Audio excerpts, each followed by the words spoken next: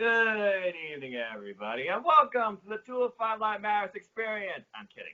Welcome to 205 Live Matters. I'm just a simple man and current wrestling predictions champion of No DQ, and my name is Noah Foster. And welcome, of course, once again to 205 Live Matters. You are here with us tonight. We are basically your 205 Live commentary of No DQ. I have with me the indie queen, Cindy G, and the family man, the holiday Chris Mace. Cindy, how are you? I'm doing well. Thank you for having me again, y'all. That's right. Veteran Man, trouble. yep. Shakeups. Boy, Yeah, it's been that a was pretty crazy, interesting. crazy 3 days to say the least. Oh, And yeah. Chris, how are you, sir? Doing good. Yep, that shakeup was interesting, but like I said, we'll hmm discuss that more a little bit later. My thoughts on it. Oh, yeah. Oh, I'm sure we're all going to have thoughts, but I feel like we're mostly going to be pretty positive and mostly analytical here and not really be negative because I'm sure someone else is going to be, but I'm sure they'll take care of that on their show. With that, let's just get right Exactly. into it. So tonight was episode 125, I believe, that occurred from Montreal, Quebec, Canada. And We. instead of Yes, we. And instead of the usual shtick with Drake Maverick introducing us to tonight's show and tonight's events, or a video package introducing what led to tonight's events, it was actually the Cruiserweight Champion himself, Tony Nese, introducing us to the show tonight, Mm. recapping not only his tremendous accomplishment at WrestleMania, which was poorly showcased in my opinion, but Amen. also the incredible true cruiserweight title match they had last week on 205 Live that was basically a send off for somebody, which we're going to get into shortly.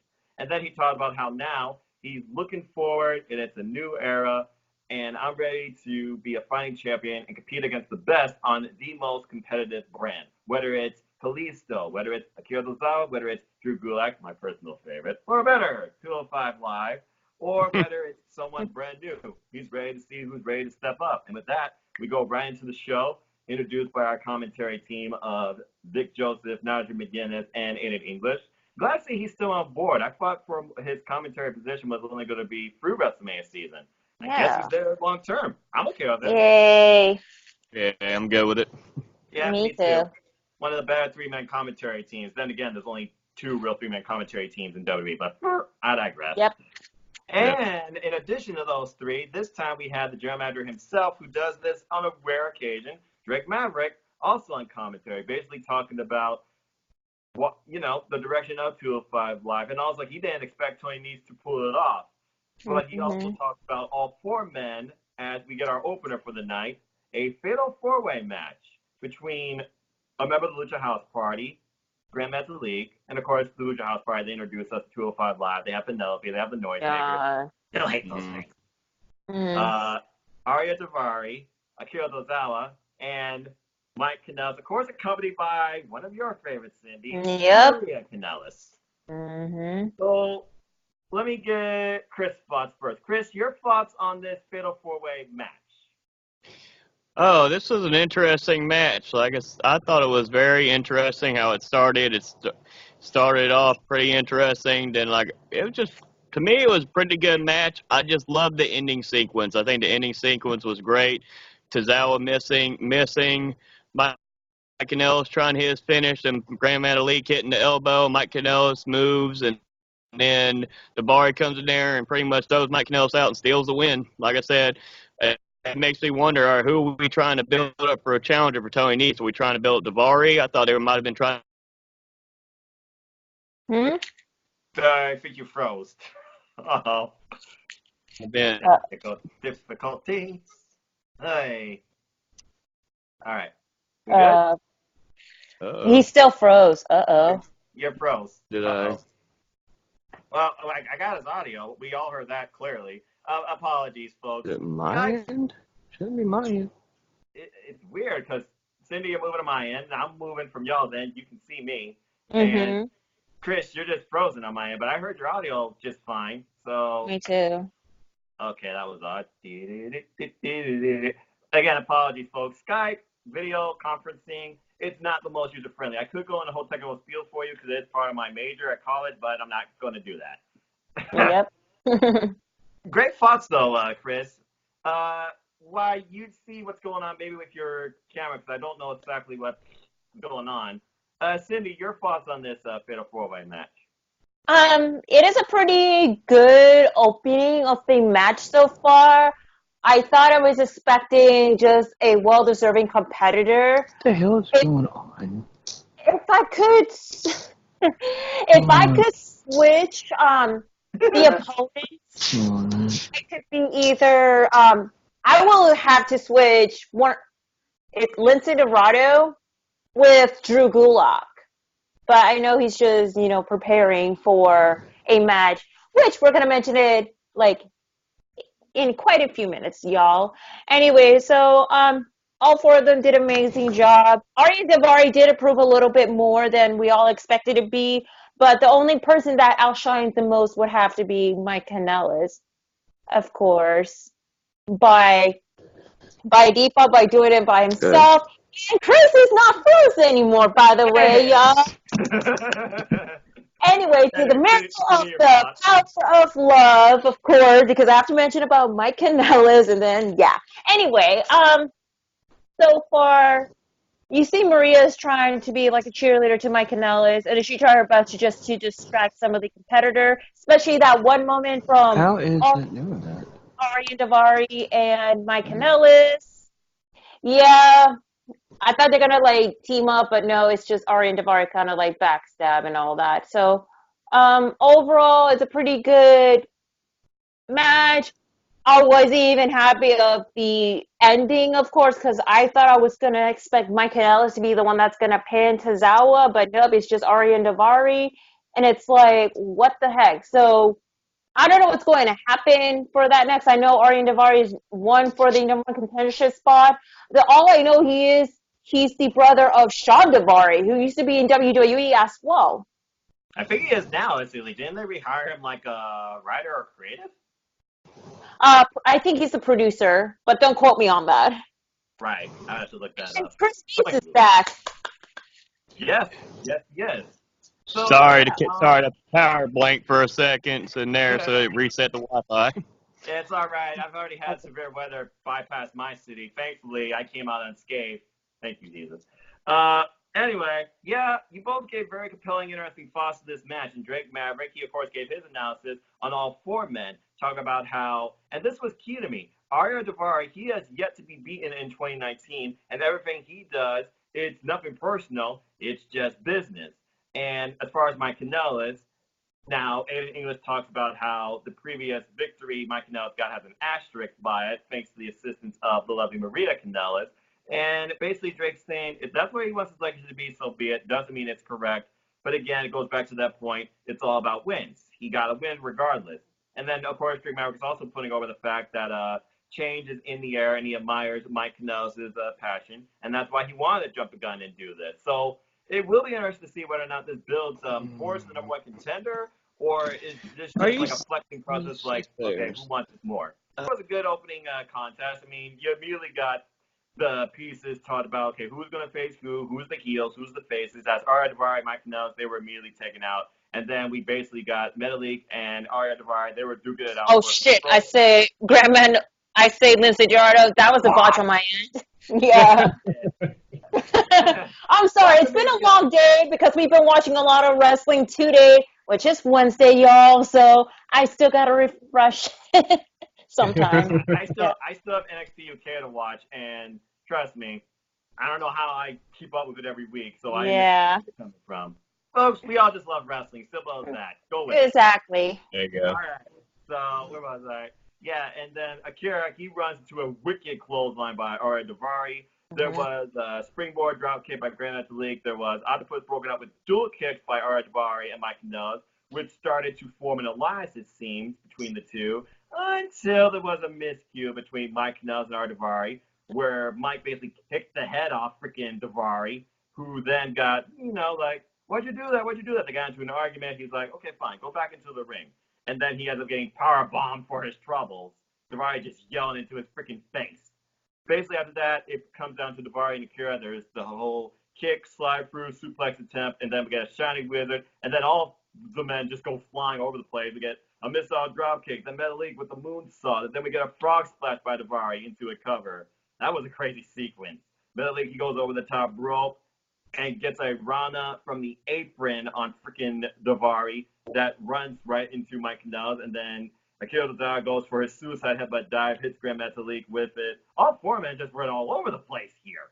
Eventually, though, we get the callback. Mike and Akira, they're duking it out, chopping each other, saying, come on, come on. Then I get one of my favorite spots when Akira unleashes his inner Bushido, takes out his mouth guard, slams it down, yells, and fake out jabs Mike Kanellis. I was laughing at that. I love that move. And then following this, we get exchange of boots, we get a suplex, but callback. Akira actually makes it to the top of the turnbuckle, but still gets distracted by Maria. So what has happened? Mike, he capitalizes, but Akira, he eventually gets the top rope senton pulled off, but, yep, he eats the knees again. That move just takes too long to build. Sure, it's a great finisher, but it just takes too long. It leaves you so vulnerable and open. And then following this, we get Mike almost getting the win until Grand Metalik comes into play. He notices it, though. Very smart ring awareness. Removes himself from the cover. Grand Metalik kicks the elbow on Akira. Then Mike goes back into the cover. Maria excited. And then who comes back behind? Aria Davari comes back in, throws on Mike, and gets 1, 2, 3, the KG opportunist. And I even tweeted about this. I feel like this match is definitely an advantage for an opportunist. I see an opportunist winning. I did not call Akira winning it, though. I really thought it was going to be Mike. Akira comes still undefeated, gets the victory. Incredible start in this so-called new era led by Tony Nese. But whether or not that means he is going to face him now for the championship come Money in the Bank, which is less than a month away now, or whether or not he's going to be in a qualifier match maybe, because we all know how things work much differently when it comes to that title and who gets to go for it on 205 Live. But, hey, good for Aria. They're finally the top credible heel. Yep. Or for the spot in the pay-per-view, too. True. Yeah. It better not be on the fucking kickoff show. What I digress. You knew that was going to come up some point during this. We knew the glasses were coming off some. Yeah. Look, if the glasses don't come off, then I'm not me. Simple as that. Amen. All right. Yeah. So following this, we get Oni backstage. Well, not really backstage, but yeah, a little bit of a promo somewhere in the back area, talking about how ever since the Cruiserweight division was reborn 3 years ago, Cedric has been the anchor for good and bad. However, everything must come to an end. And I said I want to be that leader, so I need to beat him. For if I don't beat him, I'm not worthy. This was very interesting to me, considering how I thought he was like, Oni rules or a freaking heel after the whole my jacket thing that really initiated this rematch happening. But this was more about like a passing the torch and a retrospective of respect. Same thing from Cedric, who basically rebuttals that point. I've now been drafted to Raw. But the fact remains the same. This is all about building my legacy. Because that's all I have. Even after I leave here, I have the legacy of my pride, blood, tears, sweat, and soul in 205 Live. I've helped build this brand brick by brick. And one day, Oni, I said that you may lead it. You think it's going to be tonight? Well, I hope you're right. So come at me. Give me everything you got, because I'm not going down without a fight. So this was a very interesting match build to me, because, again, this was our main event for the night, as we really look at this not as heel versus face, but literally a passing of the torch. Cindy, what were your thoughts on both these men's promos?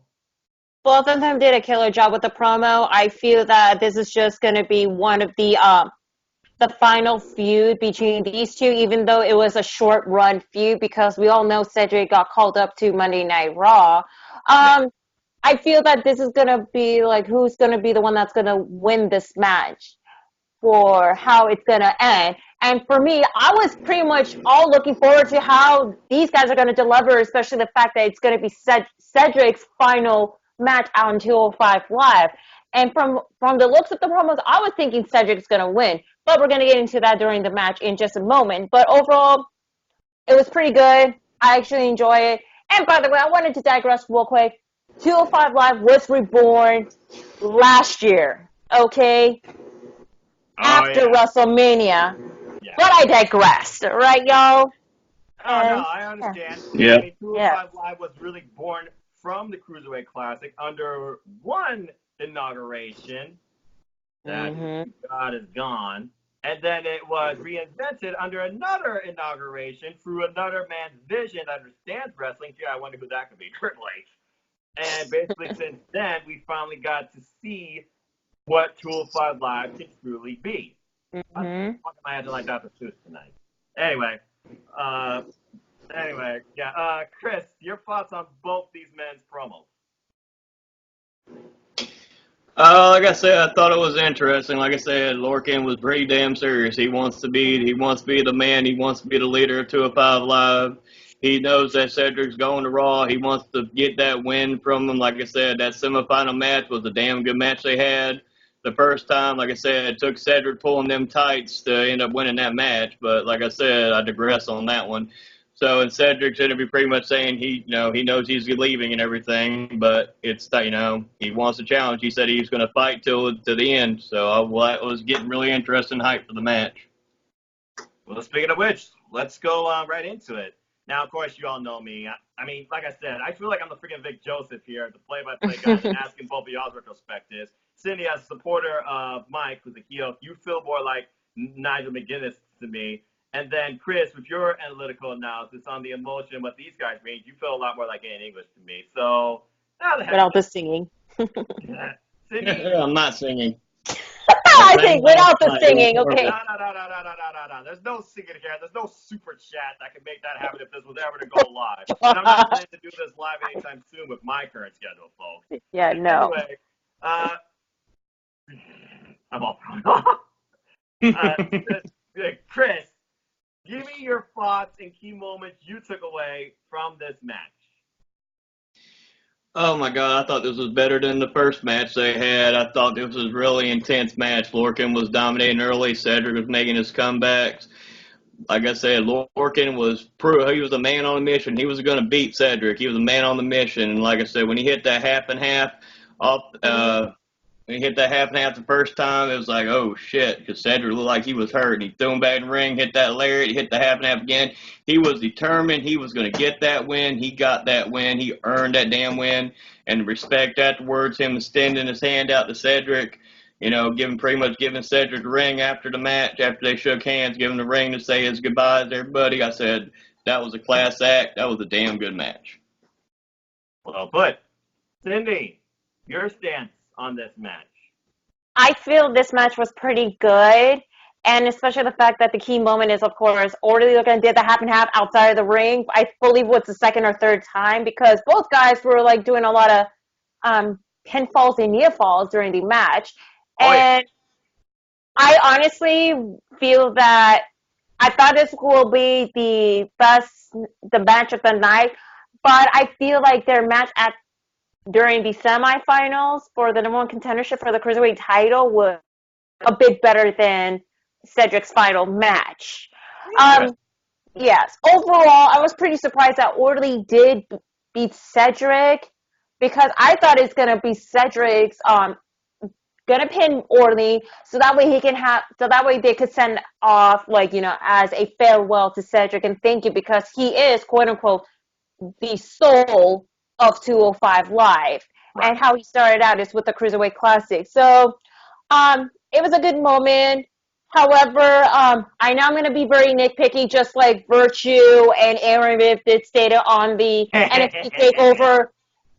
As what Aaron Riff stated during the NXT TakeOver New York review video, that the only thing that can nitpicking is sportsmanship. Like, there was a lot of sportsmanship going on with, after the match.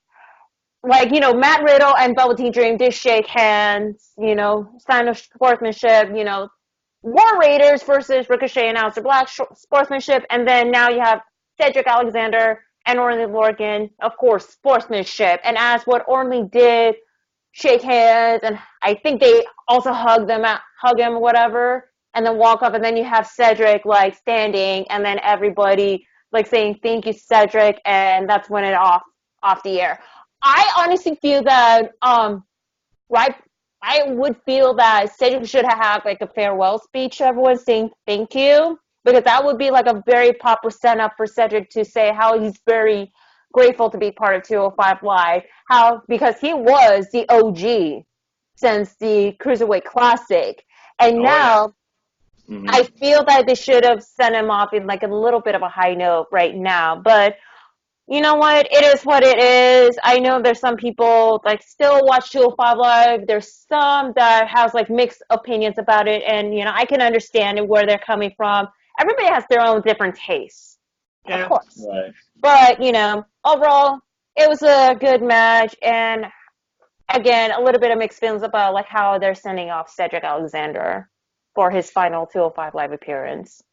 Well, also Okay. something too you got to think about too. When people back in the day, back in the early days in the '80s and early '90s, when they leave a territory, you got to think about it like this. It's like they're leaving. He's leaving 205 Live. He's leaving one brand to go to another brand. So most 99% of the time, they normally on their way out put the next star that's going to be there over. So to me, it means that he was passing the torch more to Lorcan.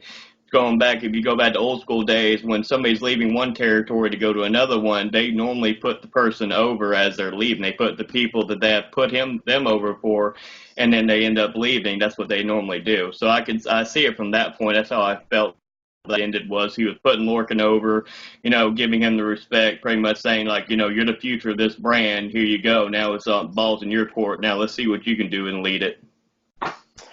Exactly, but the only thing that was unexpected, like for the future run, is what's going to be next for Orly Lorcan. If he's still going to continue being the heel of 205 Live, or hell, maybe a baby face. Yeah, you gotta imagine that the superstar shakeup really shook, I felt, the superstar build of each man up, as well as the storyline, because going in before the shakeup, it was obvious to me one was heel, one was face. Now, truth be told, maybe this was the same motive, as Oni wants to try and be the next guy to carry 205 Live into the future. He also probably partly still blames Alexander for causing his dream of going to WrestleMania to challenge for the Cruiserweight title, which obviously is only Logan's ultimate goal since he's now on 205 Live. But before I get more into that, let's go ahead and talk a little bit about this match. So you're right, there was a bit of a filling out process, each man trying to wrestle out one another. And then we basically get our first spot that one man assumed control is when basically on an exchange, Oni grabbed the rope. Cedric, he did like a huge jump in the air, but Oni saw that coming. What did he do? He went in and just chopped the daylights out of freaking Cedric Alexander. This match was pretty much chops and drop kicks, and reverse bear hugs. But I mean, there was a sick drop kick combination by Cedric Alexander, but Cedric was slowly capitalized due to all the chops that were wearing away at his chest caused by Oni Lorcan. Oni, of course, working on his chest, his back, and basically from that, both men are just exchanging chops. There's a suicide dive denied, as basically it looked like he either went too high or Oni kind of saw it coming, because it looked like Cedric was about to fly over Oni. But I don't know, maybe Oni bent down, but it looked like he pushed him into the barricades, and Oni capitalized on this and pushed him in the LED board. That's what you did. Yeah, sent back to the ring for a cover, and then we got like a reverse bear hug, which I thought was interesting. And then he basically sent him over his knee, and then once again, quick follow-up attempt, cover. Again, Oni Lorcan, he says he adapts to anybody's style. That's what he's about. It felt like to me he had a slightly different look too, physically, but I'm just saying. But yeah, he goes back into the bear hug, and then we get a single leg drop kick from Cedric. Very unique. I don't know whether or not that's just due to the damage only caused on his one leg, or whether he may have tweaked something.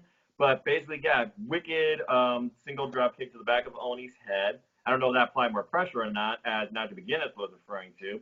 And then basically Cedric, he amps up from here. We get kip up, skip, the spinning back elbow strike, and then a springboard flatliner into a cover, one of Cedric's signatures. That's still not enough.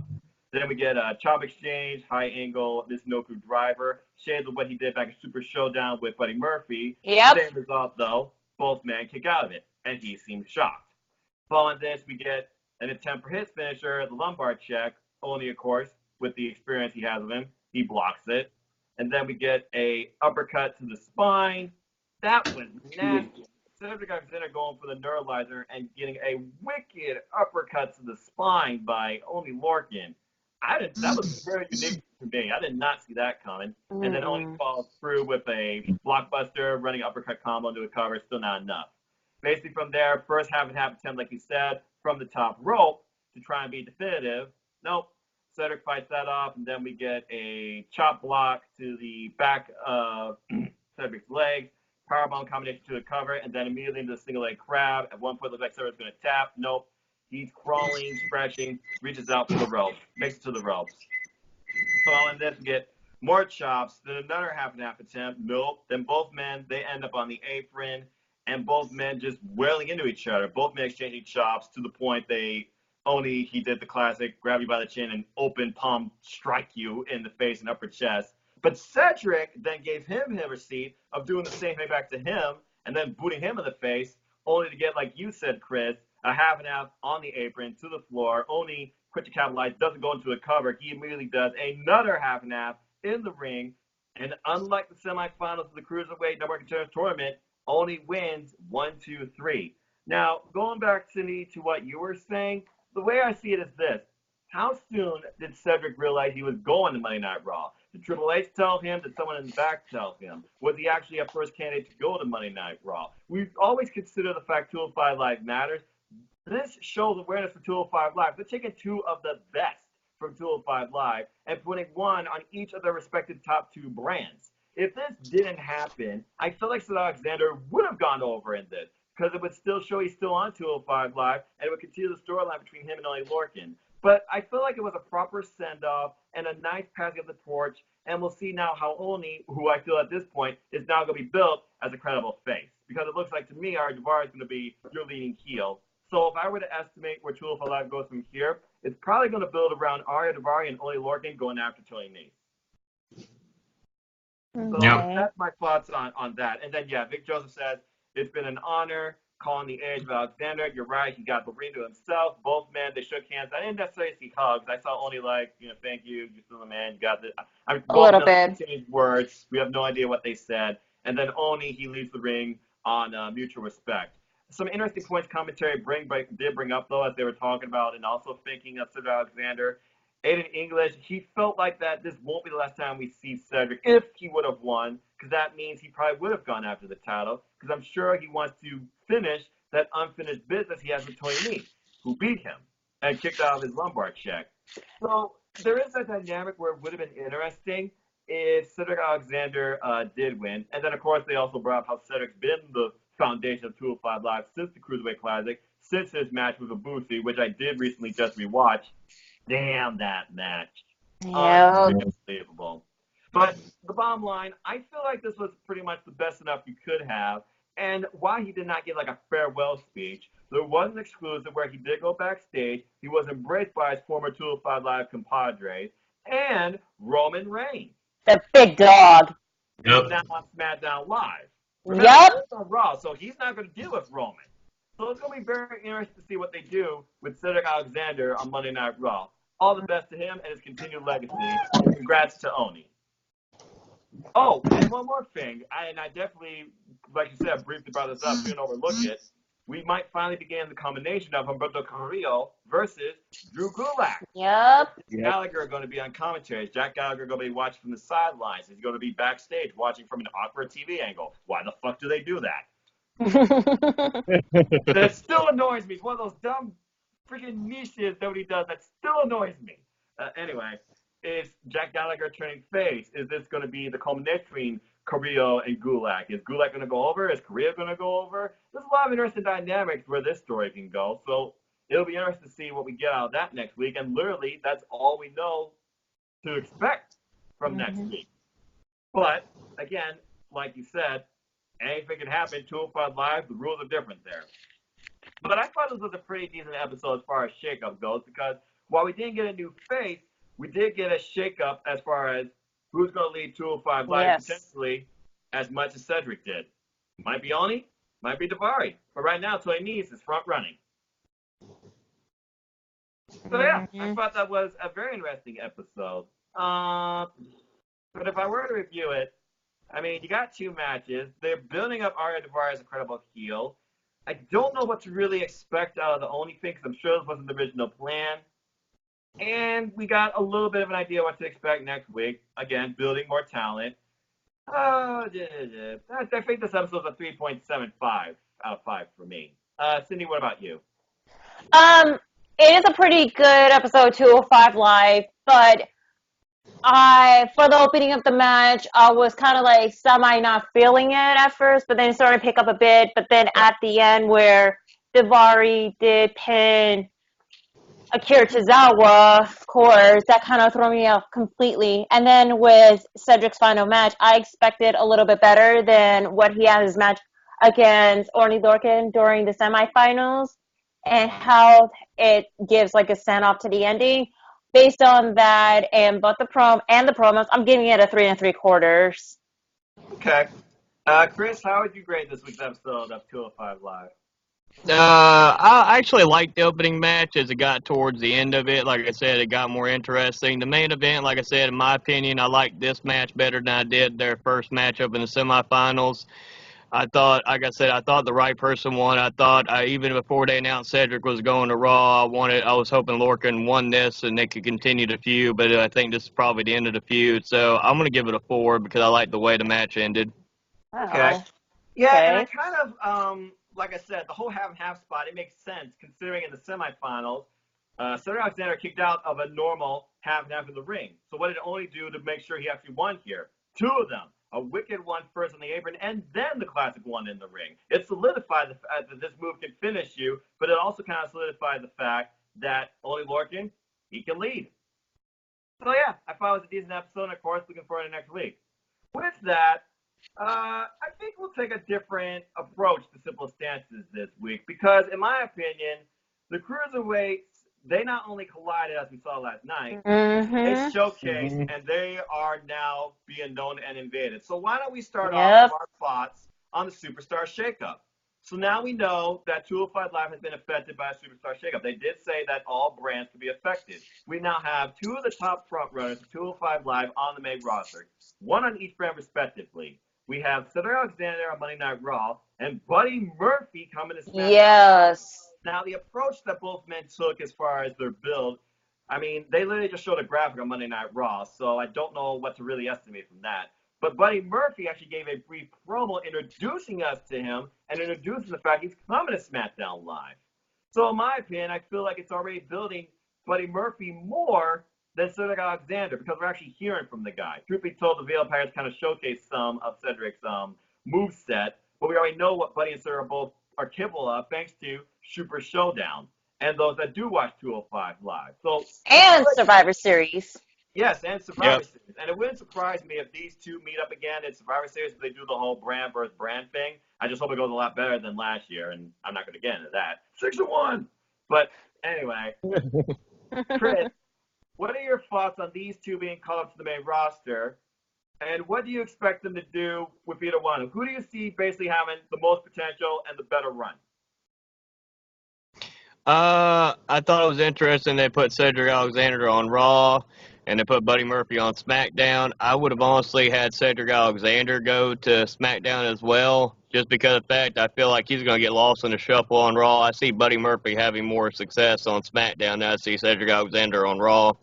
Just they have 3 hours of Raw and they have more time, and Cedric Alexander can get in there, but what are they going to do with him? I have no confidence on Raw, them doing anything of any importance with anybody. I don't have the confidence. Unless you're a main star, I don't have any confidence in Raw doing right by him.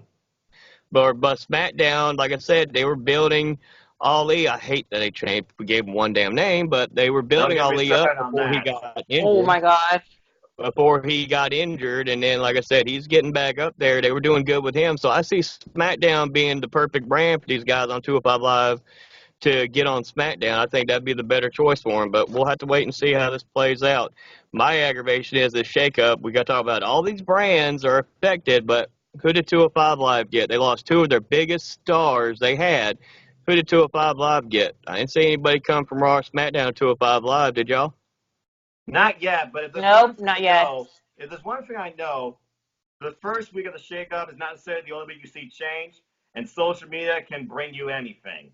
As we learned after SmackDown Live went off the air, I'm going to give this honestly at least 2 more weeks to fully solidify what's happening between all the brands, because I still see things changing in NXT, NXT UK, and 205 Live, and that's just my honest opinion. Before I go into that more, and I think that's a good idea as our second topic. Cindy, what are your thoughts on Buddy and Cedric's move up, and who do you see having the better run? Let me go ahead and get a long sip of my tea. Here we go, Uh-oh. folks. This is what I enjoy. Okay, y'all. So I was thinking it over after the announcement of Cedric Alexander going to Raw and Buddy Murphy going to SmackDown. One thing they have in common, they both had a match at a pay-per-view that's in the main card. Mostly Buddy Murphy because he had a match at Super Showdown and a match at Survivor Series, which, by the way, I was there live, y'all. Lucky. But I digress. Yeah. Anyway, I feel that, like, with these guys, like, having their Cruiserweight title match on a main card at a pay-per-view, there was something a little bit up with that. But that was just, like, one of my crazy theories. I was thinking it over after the announcement. Was like, okay, so if there's going to be, like, a well-deserving Cruiserweight star that's going to have a match on the main card, that means is it going to be a possible call-up for next year? But to quote Aaron Riff, highly unlikely in all likelihood, to say at least. However, with that being said, Cedric Alexander going to Monday Night Raw, yeah, it is a kind of like a double-edged sword type of moment because y'all know what's going on with Monday Night Raw. Everybody's going to be like losing in the shuffle, creative is lacking, and et cetera, and et cetera. And I don't know what's going to be in for Cedric Alexander.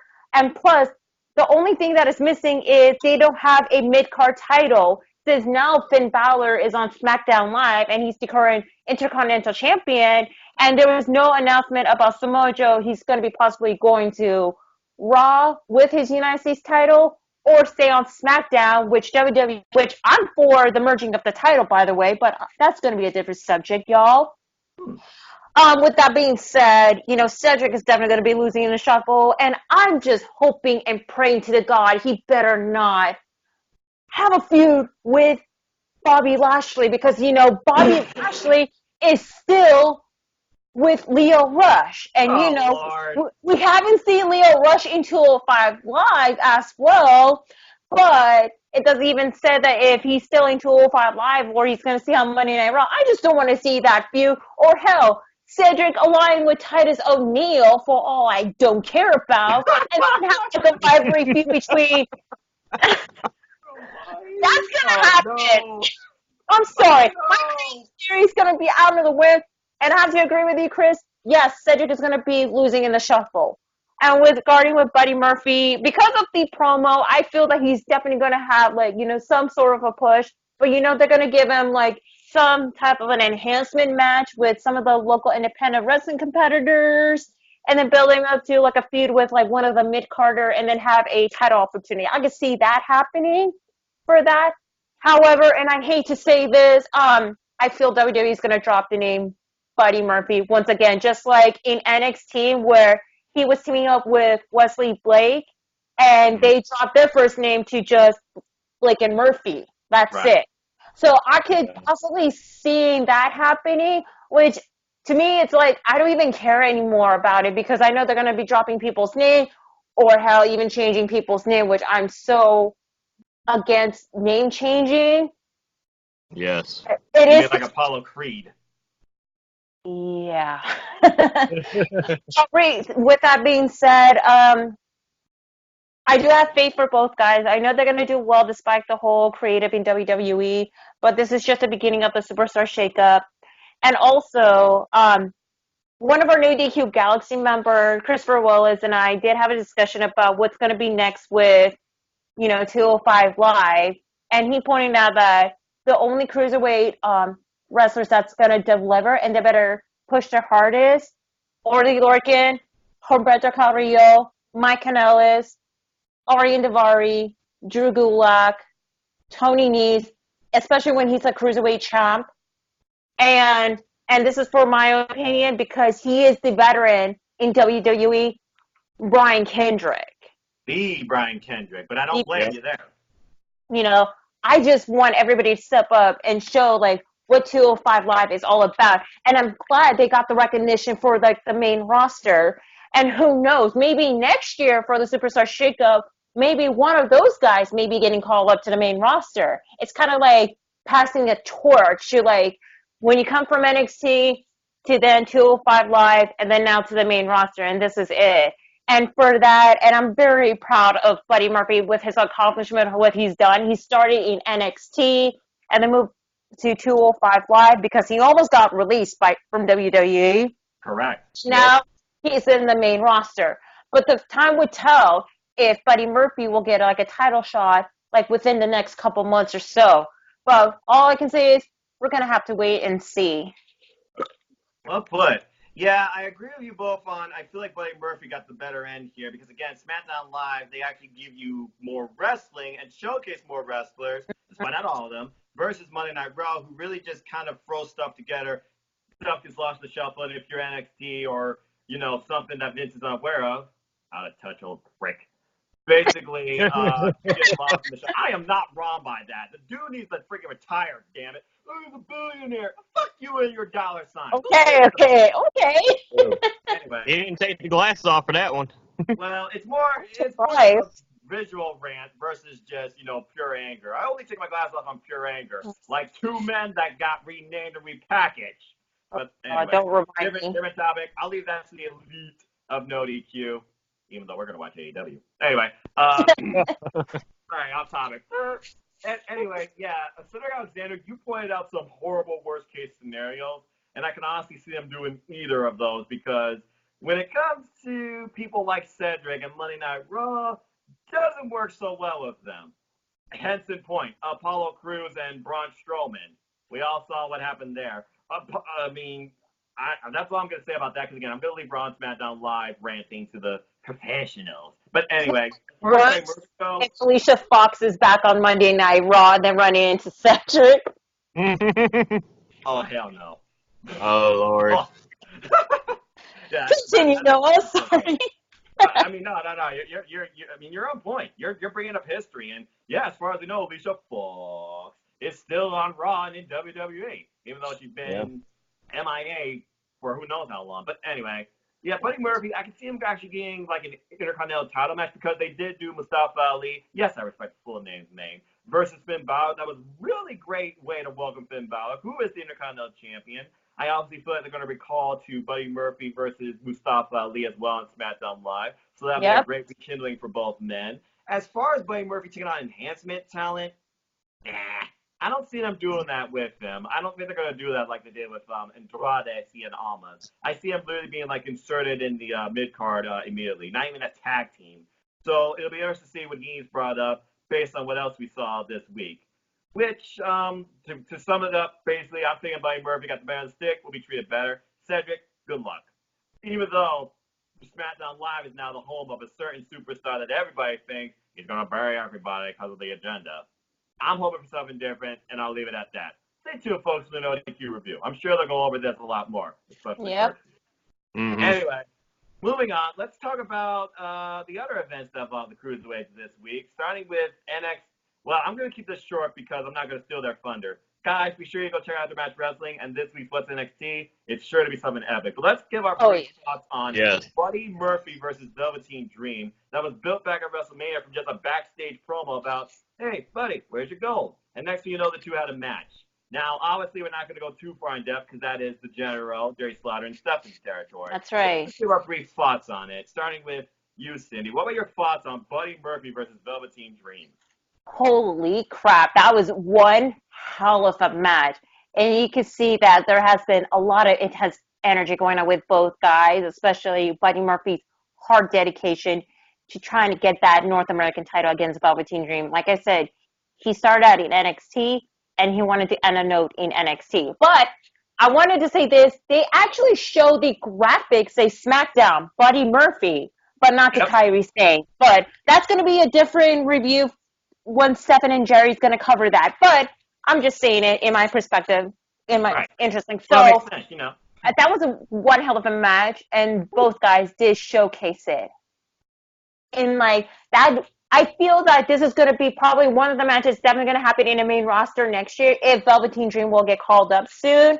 But this is like one of a preview what everybody's going to expect, but also a rekindle memory about Buddy Murphy's single competition, even though he didn't have like not a good singles run, but just tag team wise. And he Well, came I a mean, long way. he Yeah. did have that match with Kota Ibushi. That was pretty epic. I do Yep. remember that.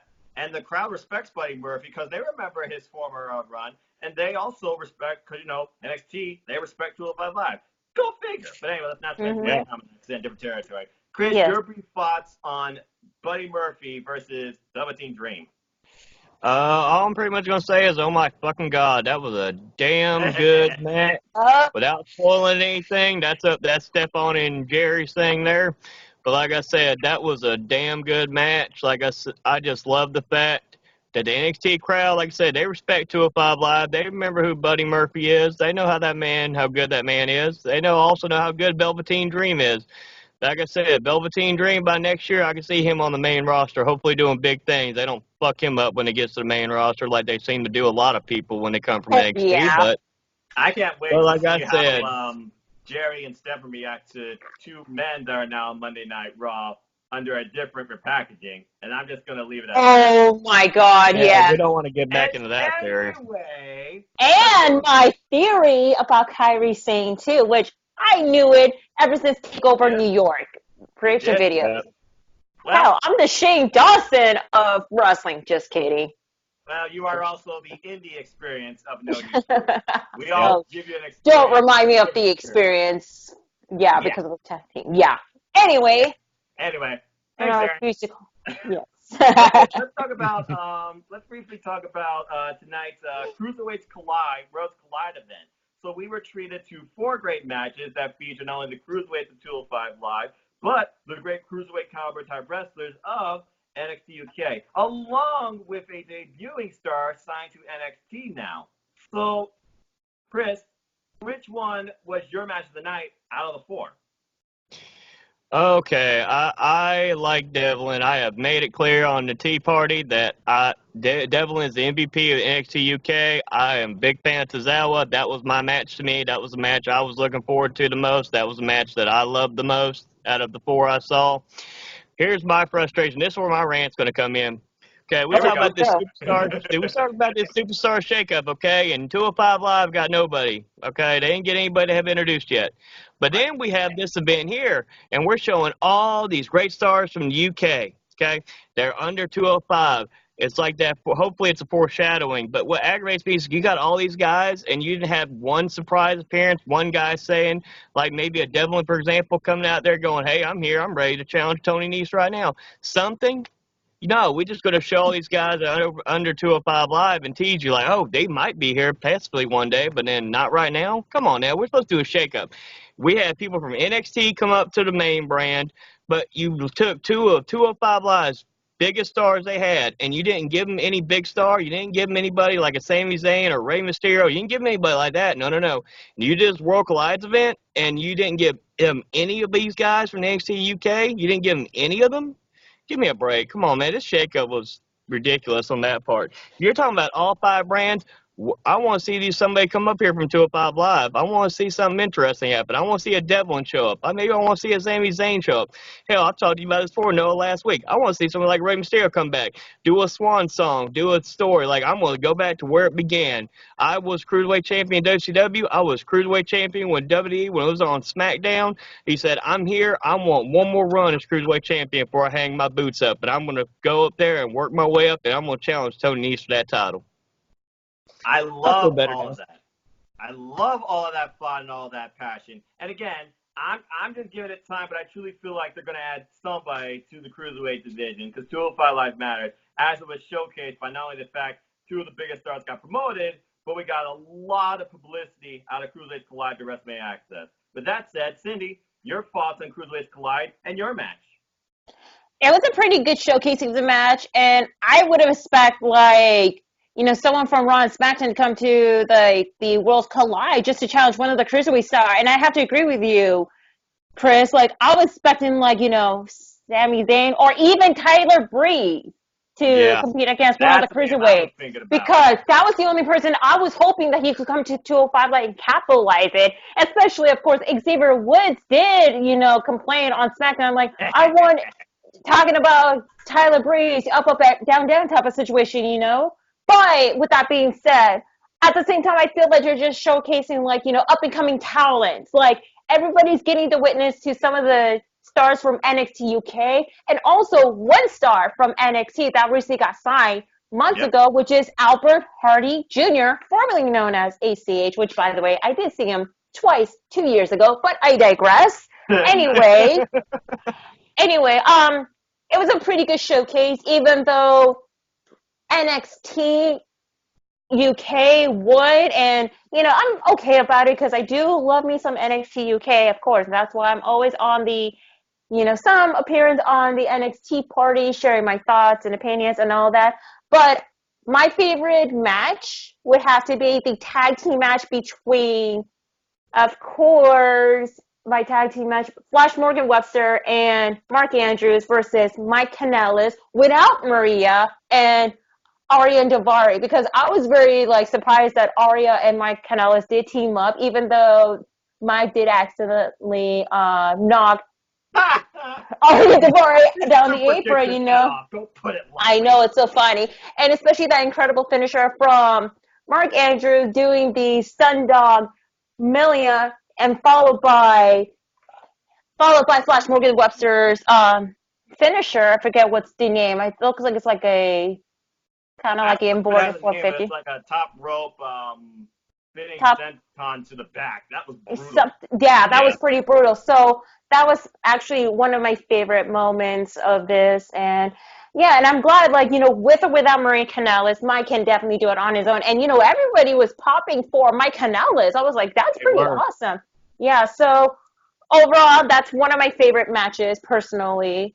And my thoughts about, the rest of the match, it was pretty good. Second favorite, I would say, is, of course, the match between Ligero, Grand Metalik by himself without the Lucha House Party, and Albert Hardy Jr., which I'm hoping we could see more of Albert Hardy Jr.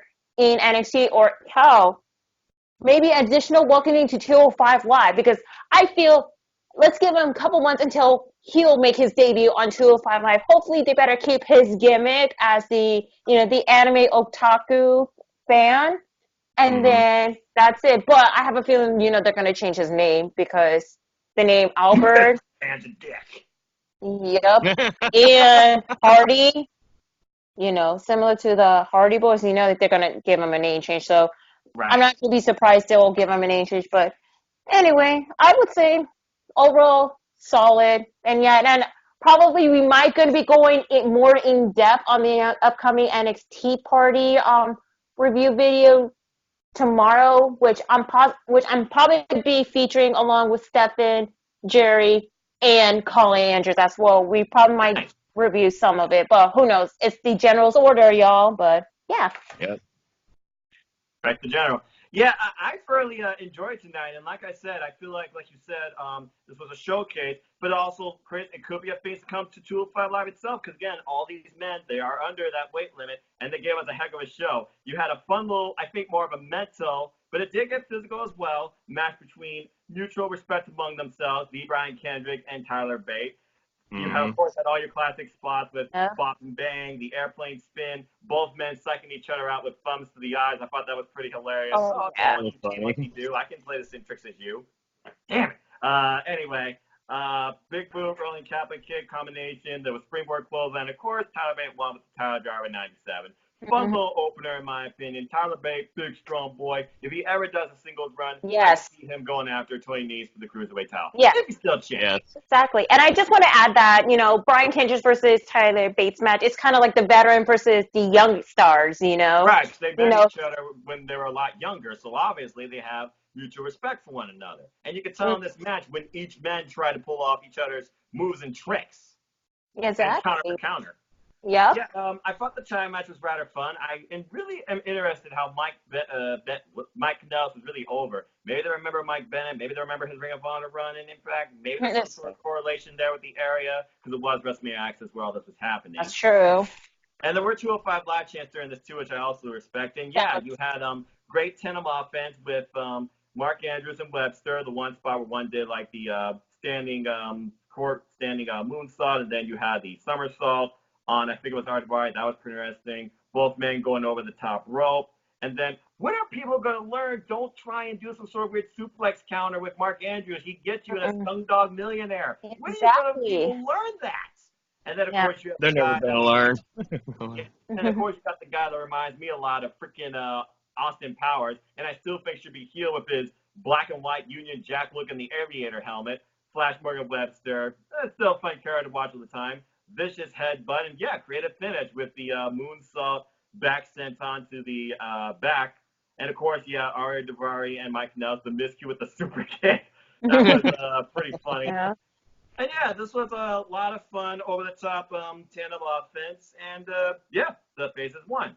And then we had that insane triple threat where we got to see our first showing under the WWE banner for Albert Hardy Jr. facing Ligero and Graham Metalik, thus showing how Lucha House Party as singles competitors are really valid candidates to go after the Cruiserweight title, which is why I feel Lucha House Party should stop being like a unit. That's just Agree. especially if they're not going to bring tag team titles to the Cruiserweight division, which if you looked at Tom Phillips and English being the commentary for this, I thought they did a pretty decent job. They did talk about and focus how 205 Live only has one talent, but everybody goes for it. Everybody wants it. That's what everybody is there for. And they're trying to outdo each other and trying to be the best. This just tells me that 205 Live is meant to be a singles brand, at least for now, until they build more in-depth tag team division.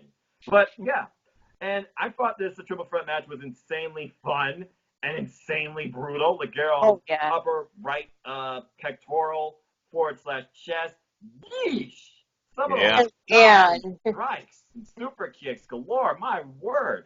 But yeah, in the end, there was over the top rope galore spots. I couldn't write them all down because I was just so in front. I was like, bam! Got messed up. And yeah, Ligero with the win. So good on him. Oh, by the way, botch, when they were talking about trying to impress general manager, I think it was Tom Phillips saying general manager James Drake. Yeah, he did. I was laughing. James Drake, general manager, what? What? You mean Drake Maverick? How many Drakes can you think of in WWE besides Drake Maverick and James Drake? Name one more Drake. At least he didn't say Rockstar Spud. That would have been funnier. Referee. What? Drake Wart's the referee. Oh, yeah, you're right. The real rep of NXT. By the way, and the main roster. Yeah. Yep. Jessica Carr, she did a good job in this match refereeing these three men. Again, NXT, breaking the barriers. And then, yeah, you talk about the main event between the Irish Ace, Jordan Devlin, and Akil Lazar. I knew both these men were going to deliver match of the night to me because both of them are hard hitting. Both of them don't know when to stop. Both of them put out their best moves. Of course, I'm sure Stephanie and Jared are going to talk about the 1-2 classic combo, greatest hits for Jordan Devlin. And Jordan Devlin pulls out the win again with Akira, once again taking too long, missing the top rope senton, eating knees, and then Jordan Devlin does his finish, I forget what it's called, and he wins. So those are my brief thoughts on Cruiserweights Collide, and I thought it was a really good show, and I could see Tyler Bate, I could see freaking Ligero. I mean, I'm sure they're going to go over to NXT UK with 205 Live during, I'm sure, our SmackDown Live event, and they'll probably get more in depth with NXT UK during a 205 episode there. I could see an open challenge for Cruiserweight title. Yeah. So that's what I'm hoping for. But Chris, like you said, I'm just waiting to see how the shakeup fully entails. I feel like they're going to bring at least one more talent into 205 Live within the next couple of weeks. But again, we have to see what's going to happen because obviously they're building towards the next Cruiserweight title match at Money in the Bank. That's right. Let's go into our last little topics of the night. Potential additions. Let's talk about the potential additions from NXT that just got signed. So we got Shane Strickland, we got Garza, and we got Kushida. Now, James Hebert, he prayed that Kushida does not go to the main roster when he's done with NXT. He wants him to go to 205 Live because he feared this would ruin him. We all know Nintendo's Japanese talent. Lord. You and Chris, I believe, Christopher Willis, brought up Shane Strickland as potential candidate. And then we got Garza, who I could see tag teaming with Roberto Carrillo. I think they already have in NXT. So out of these three, Chris, what are your thoughts on any of these three joining 205 Live? Oh my God, I just said his name. I'm going to go brain dead on it. But anyway, so I'm not going to say it right. I'm not going to say it. You say it for me, so I'm not going to say it right. Kushida. Thank you, Kushida. I could see him going to a 5 Live.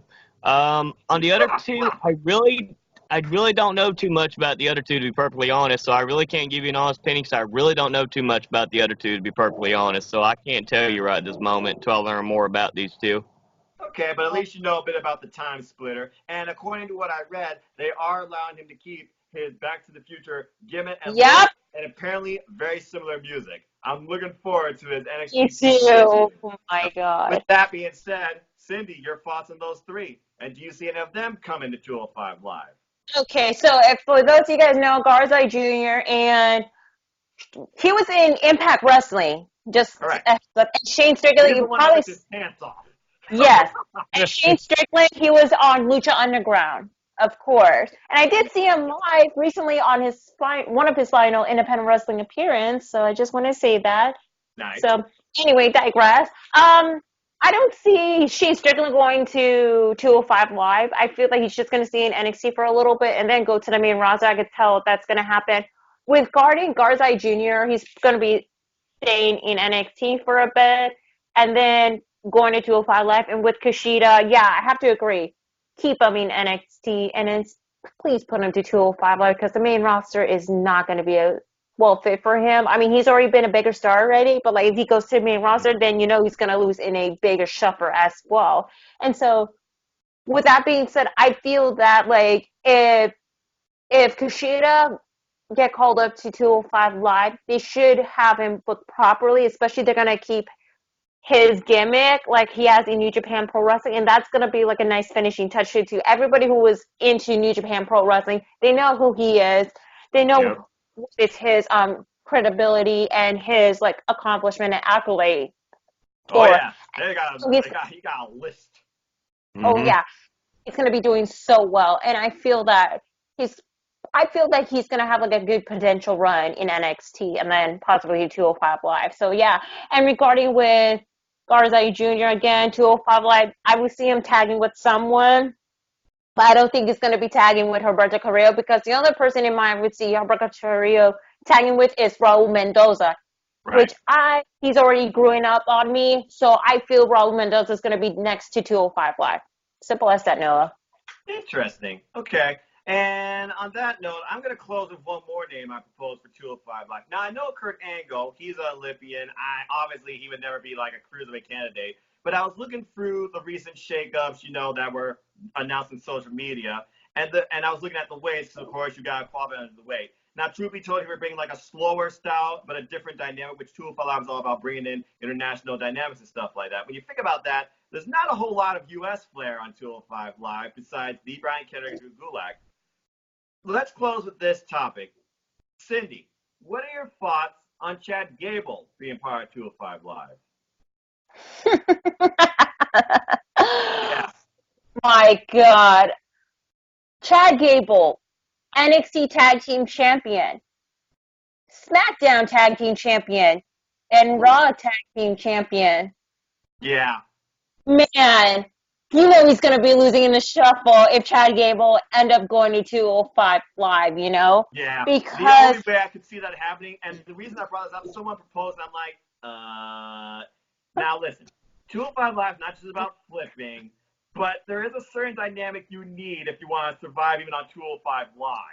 Because they will eat you out there, because that is, in my opinion, the hardest working brand next to NXT. Mm-hmm. The only way Chad Gable could possibly survive on 205 Live is if he's in some weird sort of dynamic slow tag team with someone that can adjust to his style. And Shelton Benjamin, he's over the weight limit. I just wanted to get your thoughts on that because I knew you would get a kick out of that. And Chris, I'm pretty sure you would agree. Oh, I agree. I don't think he'd be a good fit. I mean, what are you really going to do with him at that point with him in 205 Live? Unless the only possibility I could see is maybe you put him with Drew Gulak, and then I think that just lowers Drew Gulak down. I don't want to see that happen either. So he doesn't fit on 205 Live. No. And besides, he's already on SmackDown. Chad Gable, stick to the Intercontinental title picture. I can see you working well in that. But I just wanted to bring that up because someone on Twitter, I forget the name, apologies, brought that up as an idea, and I'm like, okay, so you're asking me about this. I'm like, yeah. Bottom line, no. Chad Gable, 205 Live, Hard no.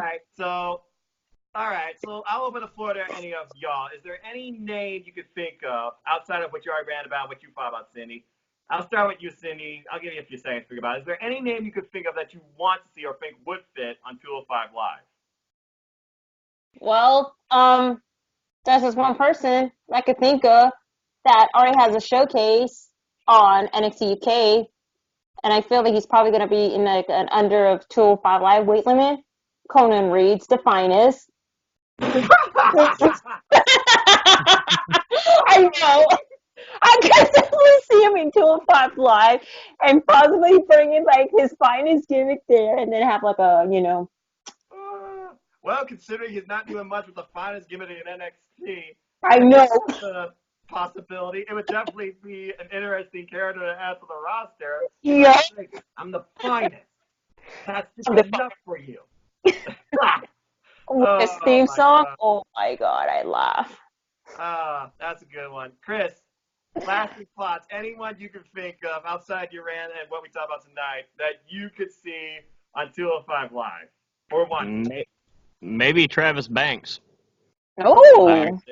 What are you really going to do with him too much? Like I said, you got him feuding with Cassius Ohno right now. I mean, like I said, he had that feud with Devlin, which I'll digress about episode 27. Now, that pissed me off. But like I said, Banks, like I said, I mean, what are you going to really do with him after he's done with Ohno? I mean, he's not really doing anything. Put him on 205 Live. Like I said, let's see what he can do on there. Interesting. Okay. Yeah, the bottom line is this. I feel like this shakeup is going to still shake things up in at least the coming weeks, and I feel like they're going to add at least one more talent to 205 Live. I'm just curious to see who that's going to be. Yep. All right. Yep. Well, I think this has been a fun little edition of 205 Live Matters. So with that said, Chris, Cindy, thank you as always for joining me. A pleasure. Chris, anything you want to plug, and where can people find you? You can follow me on Facebook at Christopher Edward Mace. Like I said, support the Simple Man Noah's channel here, support Cindy's channel, support Aftermatch Wrestling, NoDQ.com, support the Facebook group, because I can say it because Jerry won't yell at me about saying his stick. But capital ARMBAR exclamation point. Yep. So, see, Jerry's not here to yell at me about taking his stuff. So, We love you, General. Yeah, we love you, General. Yeah, Jerry, all good, brother. Even though in the league you try. Yep, he does. He gets the participation award. Yeah, well, I got the real deal. Okay. Okay, thank you, Chris. Cindy, anything you want to plug, and where can people find you? All right.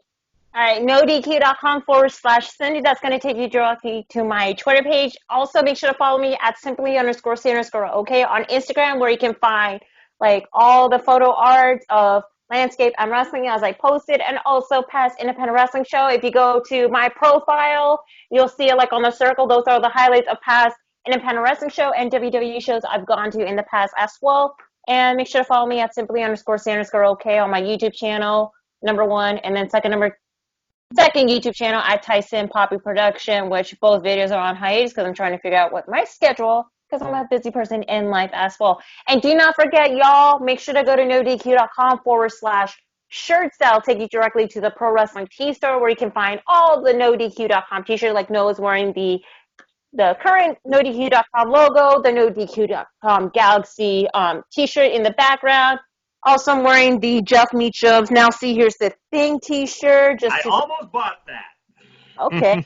Just to support him, because as of right now, he is going through a very hard time. He recently lost a family member not too long ago. So, Jeff Meacham, if you're watching this, my thoughts and prayers and my sincerest condolences to you and your family, Jeff.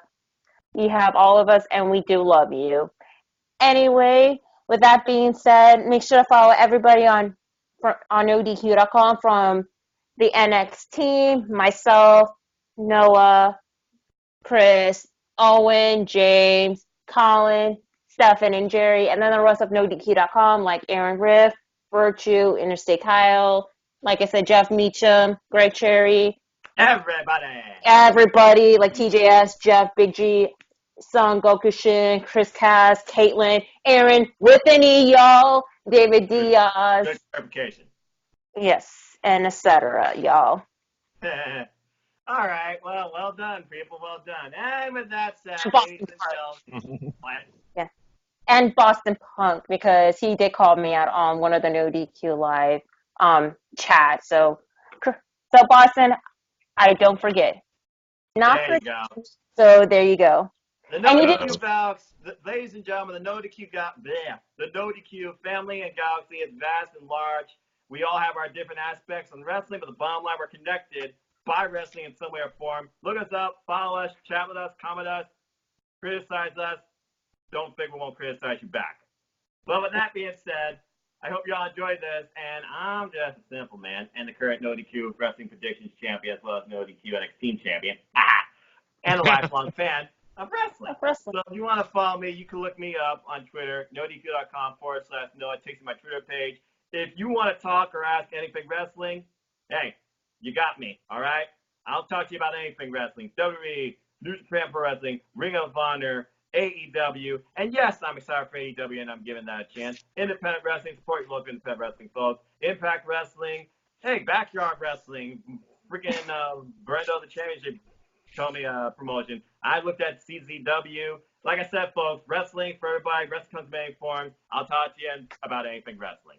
Or, like I said, you can look at my simple YouTube channel here where I drop off monthly WrestleCrate unboxings and predictions for pay-per-views, mostly beyond WWE, mostly Impact stuff right now. I might do more after college. We'll see what's on.